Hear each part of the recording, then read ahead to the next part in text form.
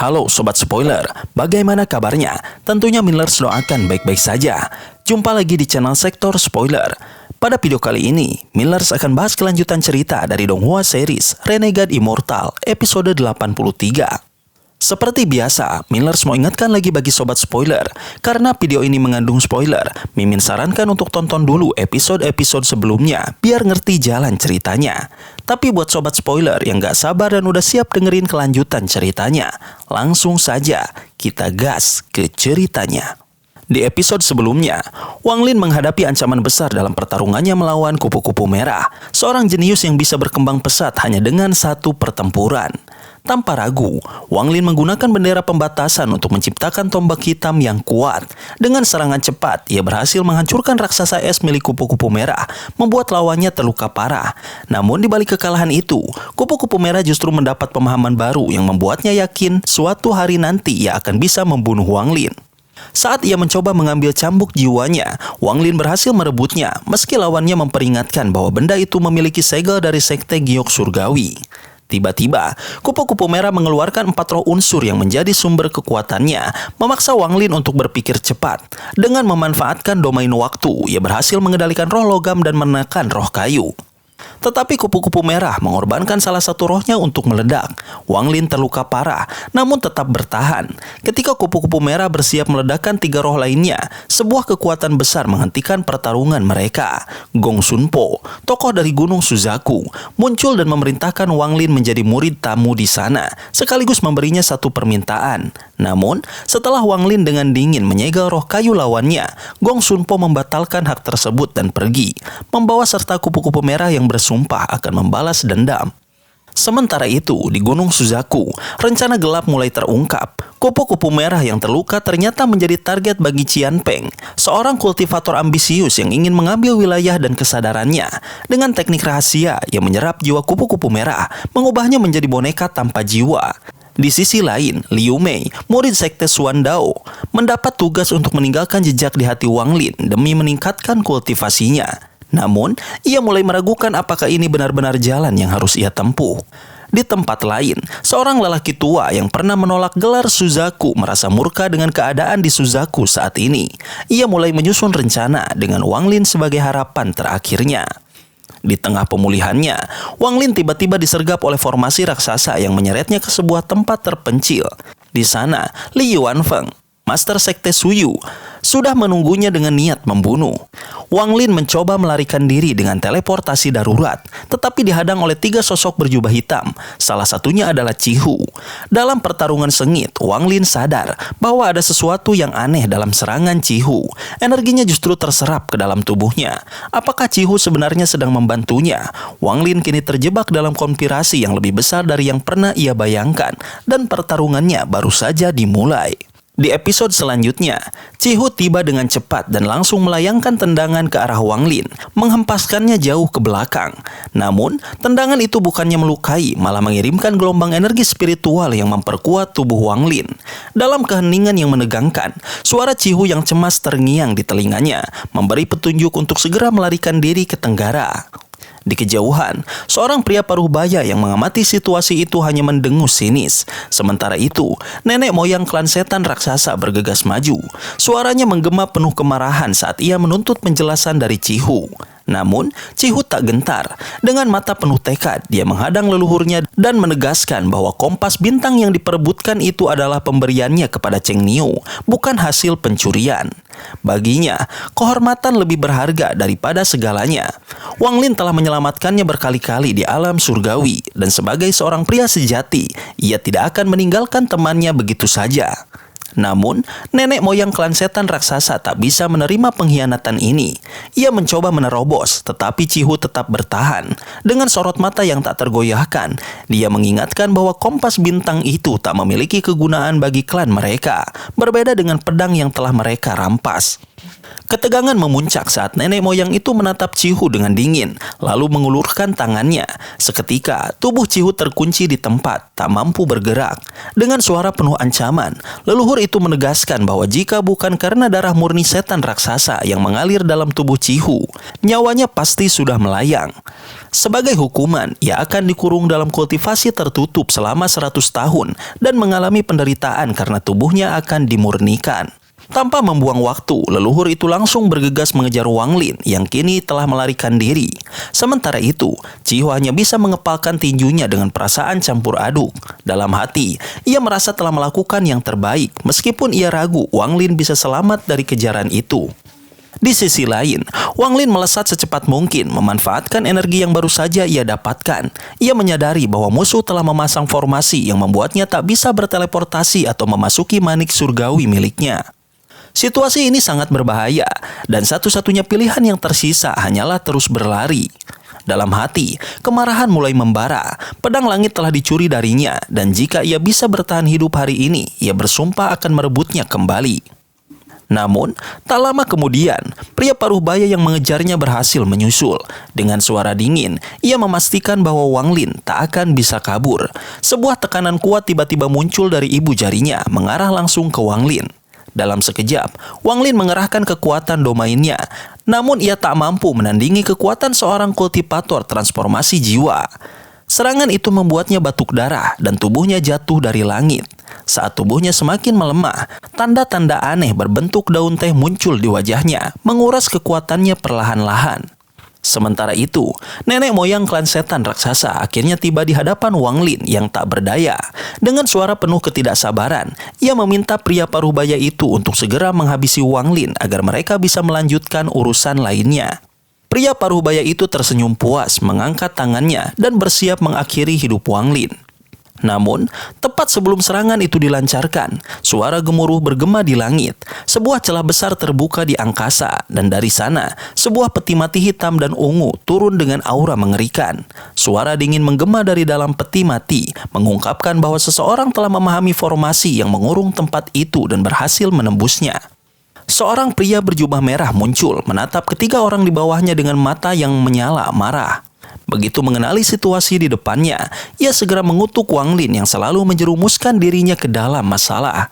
Dengan nada penuh ejekan, ia menantang dua lawannya, mempertanyakan keberanian mereka yang harus bersekutu hanya untuk membunuh seorang junior di tahap formasi jiwa. Pria parubaya itu terkejut dan segera menarik kembali serangannya. Wajahnya berubah serius saat ia mengenali pria berjubah merah itu, Sun Tai, sesepuh kepala dari sekte mayat. Sun Tai sendiri tampak tak terpengaruh oleh tatapan lawannya. Ia hanya mengarahkan pandangan ke leluhur klan setan raksasa yang tampaknya enggan menyerahkan Wang Lin. Sun Tai dengan tegas menyatakan bahwa ia akan membawa Wang Lin pergi. Namun, nenek moyang klan setan raksasa menolak mentah-mentah. Baginya, Wang Lin harus mati. Dan yang lebih penting, ia membutuhkan mayatnya. Bahkan pria parubaya dari Suyu pun terkejut mendengar pernyataan itu. Ia baru menyadari bahwa ada sesuatu yang lebih berharga dari sekadar pembunuhan ini. Ternyata, nenek moyang klan setan raksasa telah lama mengetahui bahwa Wang Lin memiliki manik yang menentang surga. Harta karun yang sangat diinginkan oleh aliansi budidaya. Jika ia berhasil mendapatkan manik itu dan memberikannya kepada aliansi, klannya akan naik status ke peringkat 6 dan mendapatkan planet mereka sendiri. Mengingat hal itu, ia tak bisa membiarkan Wang Lin diambil oleh orang lain. Dengan cepat, ia berubah menjadi raksasa setinggi 100 kaki dan mengangkat kapak raksasa di tangannya. Melihat itu, Sun Tai tak ingin mengambil resiko lebih lama. Dengan satu gerakan cepat, ia meraih tubuh Wang Lin yang tak berdaya dan langsung melesat ke arah celah di langit. Namun, nenek moyang klan setan raksasa tak tinggal diam.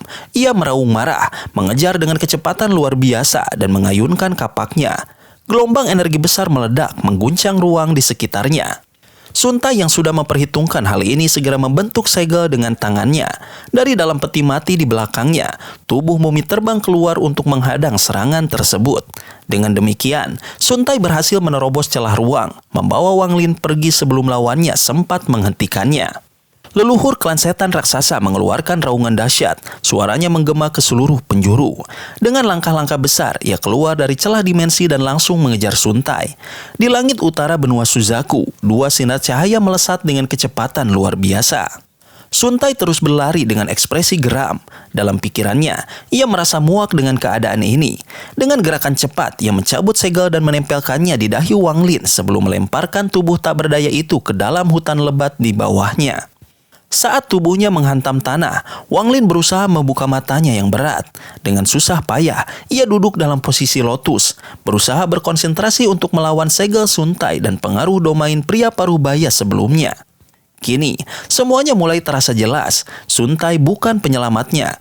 Lebih tepatnya, ini hanya usaha Suntai untuk tetap bertahan hidup. Di atas sana, leluhur klan setan raksasa semakin mendekat. Dengan ayunan kapak raksasanya, gelombang energi yang mengerikan terpancar, meledakkan udara di depan Suntai hingga tercipta retakan-retakan ruang yang tak terhitung jumlahnya. Suntai mengumpat, lalu dengan cepat mengangkat tangannya, melepaskan 3 sinar cahaya hijau yang segera berubah menjadi 3 mayat. Ketiga sosok itu langsung menyerang leluhur klan setan raksasa. Meledaklah, teriak Suntai. 3 ledakan besar mengguncang langit, menciptakan gelombang energi dahsyat yang memaksa leluhur klan setan raksasa mundur beberapa puluh kaki. Kesempatan itu dimanfaatkan Suntai untuk melesat maju. Tangannya berubah menjadi telapak raksasa yang meluncur deras ke arah lawannya. Leluhur klan setan raksasa mengerutkan kening. Meski baru mencapai tahap awal transformasi jiwa, ia tetap berani menghadapi Suntai.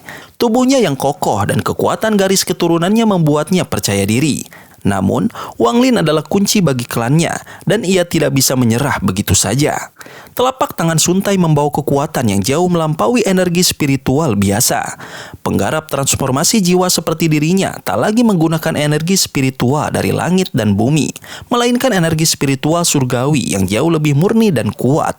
Sekali serangan dengan energi ini, hasilnya bisa sangat mengerikan. Leluhur klan setan raksasa segera merasakan tekanan luar biasa. Ia menggenggam kapaknya erat-erat, memasukkan sedikit energi spiritual surgawi ke dalamnya, lalu menebas telapak tangan Suntai. Ledakan dahsyat kembali terjadi, tanah bergetar, langit dipenuhi cahaya berwarna-warni, dan setengah gunung di dekat mereka runtuh menjadi debu. Gelombang kejutnya begitu kuat, tetapi segera mereda karena jumlah energi spiritual surgawi yang digunakan masih terbatas. Leluhur klan setan raksasa terdorong ke belakang. Darah segar merembes dari sudut bibirnya. Marah, ia mengalihkan fokusnya ke dalam hutan, tempat Wang Lin berada. Suntai mencibir, "Aku tidak percaya kau bisa membunuhku. Kalau aku membunuhmu duluan, mayatmu akan jadi barang berharga." Dengan satu gerakan tangan, ia menciptakan kilat hitam di langit yang langsung menyambar ke bawah. Leluhur klan setan raksasa menatap petir yang datang, lalu mengeluarkan raungan keras. Tubuhnya membesar 30 kaki dan tinjunya meluncur ke arah petir tersebut. Ledakan kembali mengguncang langit. Kilatan listrik menyebar ke seluruh tubuh leluhur, membuat wajahnya pucat. Darah kembali keluar dari mulutnya, namun ia tidak punya waktu untuk membalas, karena Suntai sudah mengangkat tangannya untuk menghabisi Wang Lin. Di tengah ancaman itu, Wang Lin tiba-tiba membuka matanya. Tatapannya penuh keganasan. Namun, usahanya untuk pulih sia-sia. Segel dari Suntai dan domain pria parubaya sebelumnya telah menyatu, membentuk penjara yang hampir tak bisa ditembus. Energi spiritualnya perlahan menghilang, terus terkuras hingga hanya tersisa secuil kekuatan setara dengan seorang kultivator ki kondensasi tingkat ketiga. Saat pria parubaya itu hendak menyerang Wang Lin, tiba-tiba kilat hitam lain meluncur dari langit. Ia terkejut, mencoba melarikan diri. Tapi petir itu seolah memiliki mata, terus mengejarnya hingga mereka menghilang di cakrawala. Suntai tersenyum sinis. "Kau berani menyelinap mendekatiku," ujarnya sambil membentuk segel lain di tangannya. Kali ini, ia memutuskan untuk menaklukkan leluhur klan setan raksasa lebih dulu sebelum mengurus Wang Lin. Namun, leluhur klan setan raksasa menatapnya dengan tatapan penuh perhitungan. "Aku akan membawa anak ini pergi dan mengembalikannya dalam 7 hari. Suntai tertawa dingin. Tidak mungkin. Baginya, menyerahkan Wang Lin sama saja dengan menyerahkan nasibnya sendiri kepada orang lain. Leluhur klan setan raksasa terdiam sejenak, lalu berkata, "Baik. Kau memaksa tanganku." Dengan napas berat, urat-uratnya menonjol, menahan rasa sakit yang luar biasa. Di belakangnya, pusaran hitam raksasa muncul, berputar perlahan memancarkan kekuatan misterius. Berusaha melawan, Suntai mengorbankan peti mati merah yang disembunyikannya. Dari dalam peti, seorang anak laki-laki muncul, matanya memancarkan cahaya setan yang mengerikan. "Bunuh dia!" teriak Suntai sebelum tubuhnya benar-benar terseret ke dalam pusaran. Anak itu bergerak secepat kilat, muncul di depan leluhur klan setan raksasa dalam sekejap. Dengan satu serangan, ia menghantam dada lawannya, membuat jiwa asalnya terlempar keluar dari tubuh. Dalam keadaan sekarat, leluhur klan setan raksasa hanya bisa meraung frustasi sebelum melarikan diri dengan cepat. Anak itu tak membuang waktu. Ia mengejar leluhur dengan kecepatan mengerikan dan keduanya menghilang di cakrawala. Di bawah sana, Wang Lin yang kini sendirian berjalan keluar dari hutan dengan tubuh yang semakin lemah. Setiap langkah terasa berat, seakan ada gunung di atasnya. Sebelum bisa melangkah lebih jauh, sinar matahari menyentuh kulitnya. Seketika tubuhnya terasa lemas dan tanpa sempat menahan diri, ia pingsan sebelum tubuhnya menyentuh tanah. Sobat spoiler, itulah spoiler dari Donghua series Renegade Immortal episode 83. Tentunya spoiler ini tidak akan sama persis dengan episode sesungguhnya. Maka dari itu, jika ada kesalahan dalam kata ataupun istilah, serta kekurangan atau kelebihan durasi, harap dimaklumi. Dan jangan lupa untuk mendukung channel ini terus berkembang dengan cara like, share, dan subscribe, supaya kalian gak ketinggalan update terbaru dari channel ini. Terima kasih banyak udah nonton video ini sampai akhir. Sampai ketemu lagi di video berikutnya. Tetap semangat dan sampai jumpa.